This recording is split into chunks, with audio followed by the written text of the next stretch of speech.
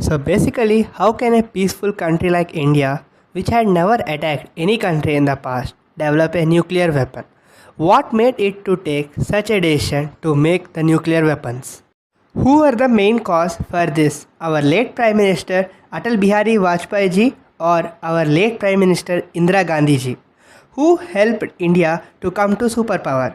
If India in the year 1974 developed the nuclear weapon and tested it, then again why in 1998 why the trials were done on this usage of nuclear?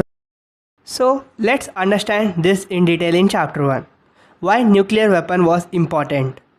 In the time of World War II, there was a race between America and Germany, which was late Nazi, that who will be developing the first nuclear weapon. So as in the recently we had seen a movie where Oppenheimer will be working on developing of nuclear weapon. So that was the reality, because at the time of World War II, Oppenheimer along with other scientists work on the project on 16 June 1945. They had successfully made the testing of the first nuclear weapon they were building. The project name was Manhattan, but later on Germany had gave up on this making of nuclear weapon. But after making and spreading the news of successfully making of nuclear weapon, the America wanted to show the working of this to the world. Also, they used this on Japan. Yes, the place was Hiroshima, Nagasaki. Because of this action of American people, Japan suffered for a lot many years ago, and also till now they are suffering because of this attack. Now till date, Japan named these nuclear bombs as cruel bombs. So many people had raised questions on this India making this bomb. But for this answer was given by Dr. Homi Bhabha. Let's understand the story of this great man. So in the times of history in Bombay, there was a Parsi family. This family had no shortage of money and property. There were very few families like this at the time of India in Bombay, because this family was very famous in Indian businesses because the family head was Jahangir Homisji, who was board of director of Tata groups of company. Even they had very good relations with Tata company. And in fact, Jahangir Homisji's sister married Sir Dorabji Tata, who was the eldest son of Jamshedji Tata. On 30th October 1990, the birth of Homi Ji Bhabha took place. So as Homi Bhabha, born in very famous and rich family, all his education took place from the best institute itself. And at the age of 18, he had gone to Cambridge University. As this decision was taken by the family members, and Bhabha father thought that after completing his education in Cambridge, Bhabha will come to India and take upon the Tata Steel Works, but things did not happen in the same direction as Bhabha father thought, because they thought that Bhabha was very fond of physics and maths. But during this time, Bhabha got very attracted towards physics and wanted to pursue it in the research side. So at that time, he had wrote a letter to his father about this, like he want to pursue physics and don't want to take job. And his father accepted, but with a condition that he need to complete his engineering final year within distinction mode. So this sudden interest in physics came because at that time in Cambridge University, Heisenberg, Niels Bohr were working on these fields of physics. So Bhabha also got interest by looking at their work. So Bhabha fulfilled his father's condition and started his journey in physics and worked with many great scientists in the field. In 1935, Bhabha got PhD degree in cosmic radiations. After this, Bhabha applied for full-time position in Liverpool under James Chadwick scientist. But the scientist James Chadwick rejected Bhabha offer because they said that in a letter that the same quality of the Cambridge students will not be available here in this university. But in 1939, Bhabha came back to India. So during that time, Germany had declared a war on Poland and France too.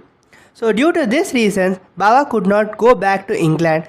So this World War II has changed the things in England, and also this was the end of continental physics, because the World War II did not give a scope for the world scientists to come together and work together on one particular thing. But this gave another scope. Now Dr. C.V. Raman called Homi Bhabha to the Institute of Bombay.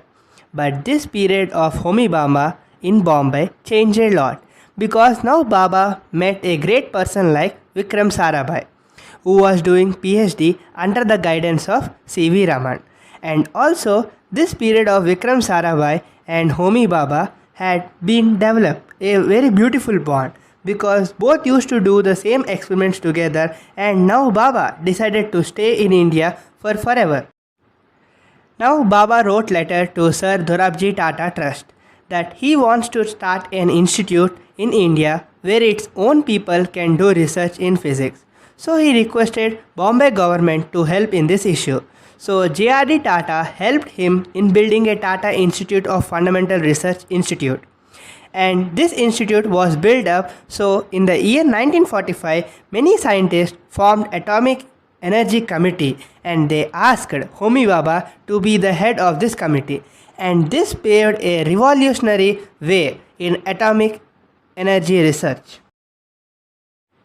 And also in the year 1948, this great man wrote a letter to Jawaharlal Nehru that India should have a nuclear commission, where there will be a group of scientists that they will be directly reporting to the PM, and this was done. So in 1954, Homi Bhabha came up with a plan that firstly uranium will be used. By using this we can make off for electricity, and plutonium will be also made. In the second plan, that this plutonium which was made will be used in fast reactor, so that in this process we can make off for more plutonium, and at last we will be using thorium to making of uranium-233 element, which is a clean nuclear energy. Here the main element is uranium for making of nuclear weapon, but India having ample amount of thorium but not the required amount of uranium. So the massive change here is by Homi Bhabha is using of thorium instead of uranium. But in 1962, the Indian government got a big blow, where the China attacked India. But at that point of time, even Russia, the country which was known as friend to India, did not came to help India. And in 1964, China also became a country which was having nuclear weapon. So if country like China attacks us next time, we need to let them know our strength. So for this reason, Homi Bhabha said that India, a peace-loving country, should also have a nuclear bomb in its background. So this creation of nuclear bomb, the Homi Bhabha gave a very bold statement that India could make a nuclear bomb within 18 months for itself. But the striking of bad strokes did not leave India, because the sudden death of Lal Bahadur Shastri and also Homi Bhabha in a flight crash in Alps when Homi Bhabha was going from Mumbai to New York. But many news came that all these were conspiracies, and also the CIA was also involved in this, because they don't want the other Asian countries to have the formula of making nuclear weapon. After the death of Bhabha, now Vikram Sarabhai was made the head of Atomic Energy Committee. But Vikram Sarabhai did not want to continue the making of nuclear energy, unlike Bhabha, because he said that in one of his interview that by making of atomic bomb, India's security will not be increased. But unfortunately, Dr. Sarabhai could not continue in this position for a long time because of his death in December 1971. After Vikram Sarabhai, Homi Bhabha became the head of the Atomic Energy Committee. Chapter 2. The Buddha is Smiling. 1968 is the year where the Non-Proliferation Treaty was signed. The treaty aimed at preventing the spread of nuclear weapons, promoting and facilitating the peaceful use of nuclear energy. It was opened for signature in 1968 and came into effect in 1970. The NPT recognizes 5 nuclear weapon countries like United States, Russia, United Kingdom, France and China. These countries are acknowledged as nuclear weapon countries, under this treaty because they had tested nuclear weapons before January 1st, 1967. Non-nuclear weapon states, these are the countries that have signed the NPT and do not possess nuclear weapons. As of now, the vast majority of world's countries are non-nuclear weapon states under this treaty. Non-signatory countries. A few countries have not signed the NPT. The first one is India, has a nuclear weapons and conducted its first nuclear test in the year 1974. Pakistan has nuclear weapons and also conducted the first nuclear test in 1998. Israel has a policy of ambiguity regarding its nuclear Israel, but it's widely believed to possess nuclear weapons. And also in this list, North Korea comes to the position. Initially signed the NPT but announced its withdrawal in 2003. But the North Korea has conducted several nuclear tests since then and it is considered to possess nuclear weapons.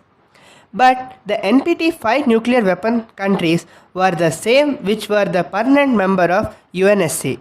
Because these 5 countries came up with the treaty because they want that these 5 countries only should have the formula of making of nuclear weapon and they themselves should rule the world. But the mastermind India gave them a very big stroke to all of them by coming up with Operation Smiling Buddha.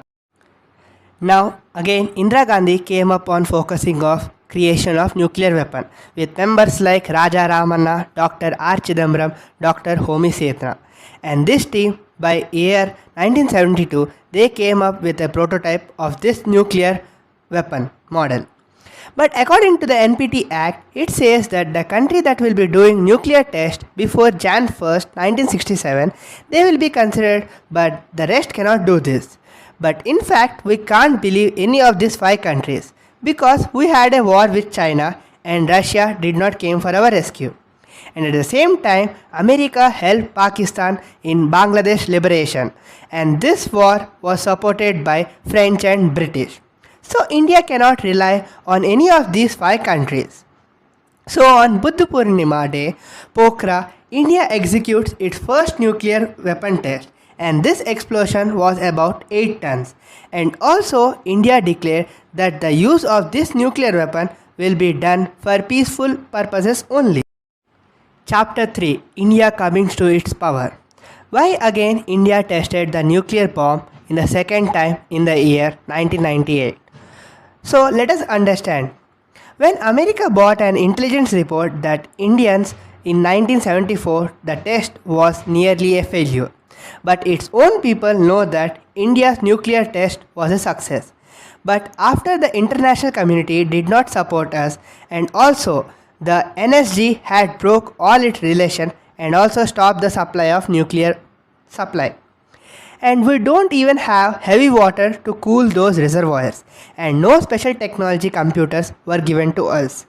And also by undergoing these situations and these conditions, India understood that to enter in UNSC, they need to have very good economy or they need to have very good nuclear weapons. But still, we could not execute the plan of Homi Bhabha. So in 1990s, America were planning another treaty, that is CTBT, Comprehensive Test Ban Treaty, which means that no country can do nuclear tests. So now India cannot give up on this. So now India need to create something new in the records of its nuclear making. So in the year 1964, there was a huge debate in Lok Sabha on this particular issue. And many political parties along with their leaders were against of making of nuclear bomb. But a small party called Jansan and its leader was Atal Bihari Vajpayee, the only person who supported the making of nuclear bomb. And he strongly believed that India can be superpower by doing this one act. So in 1974, when he was in opposition, he openly welcomed this mission Smiling Buddha. He was a great leader who was very much fond of his own country, but not by the public politics. And this mission was continued after his party came to power. And he became the Prime Minister. But America did not leave India. It was having an eye on Indians' work. So for this reason, APJ Abdul Kalam with his co-scientists were used to wear army uniforms and go to Pokhran and also used to follow some code names. So the other countries don't know about these issues and these secrets of India. And on 11th May 1998, the Pokhran 2 nuclear test was designed to give India the potential. But this test was different from the first one because of its bomb explosion with a yield of about 45 kilotons. This operation name was Operation Shakti. So by the end of this operation, Atal Bihari Vajpayee gave a bold statement that if needed, India will be using nuclear weapons. So, but with assurance like with no first use policy, means India will be not using the first nuclear weapon until the other side uses. And adding to this, no usage of nuclear weapons against the countries who are not having their own nuclear weapon. And continuing with many other missions, their outputs were like this. Shakti 2, a fission bomb with a yield of about 15 kilotons. Shakti 3, a sub-kiloton nuclear device with a yield of about 0.2 kilotons. And on May 13, 1998, Shakti 4 and Shakti 5 were launched. Shakti 4, a sub-kiloton nuclear device with a yield of about 0.5 kilotons. And Shakti 5, another sub-kiloton of nuclear device with a yield of about 0.3 kilotons. And according to Homi Baba plan, we were halfway on it. By the recent times, on March 4, 2024, indigenous fast breeder reactor was inaugurated by our Prime Minister Sri Narendra Modi. So, the heroes of this mission were as follows. Not only the political parties, but also there were many scientists who were indulged in this process.